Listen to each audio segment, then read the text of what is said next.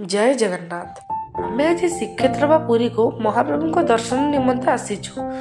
पुरी रे चलीछि कण सेही विषय रे मु आपण मानक किछि कहूछि। आमे प्रथमे समुद्र कूल को जाउछु।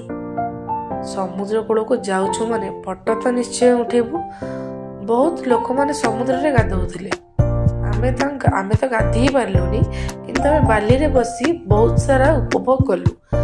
समुद्र रे बहुत सारा ओट बुलुथिले। आम ओट को देखा तो आमको बहुत बढ़िया लगे। ओट को देखि सारी किसी दुकान को गलु।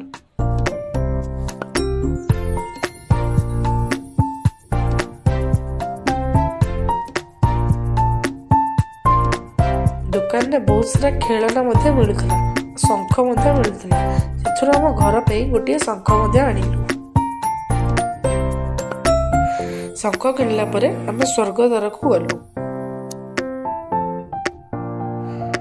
स्वर्गद्वार को गला बाटरे आम श्मशान काली को दर्शन कर स्वर्गद्वार भितर को गलु।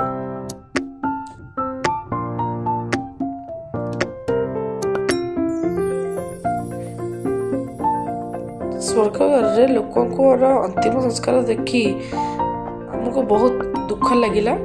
सेठी आम स्वर्गद्वार समस्त अंतिम संस्कार देखिलु।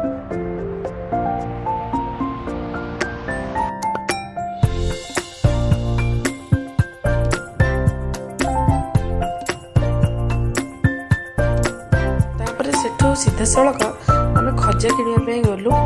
सेठी आम 2-3 केजी खजा किणिलु। खजा को तापर आम टेस्ट करने मांगिलु। खजा खाई सारा आम जा बड़दाण्ड में पहुंची जाइलु। बड़दाण्ड में पहुंची गलु मात्रे एते गहली देखी आम बहुत सारा डर लगी भितर को जावाई, किंतु आम गलु।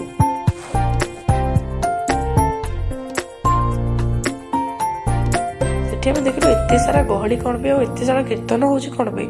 कारण श्रीमंदिर प्रकल्प परिक्रमा इनागुरेट मात्र 1 दिन थिला।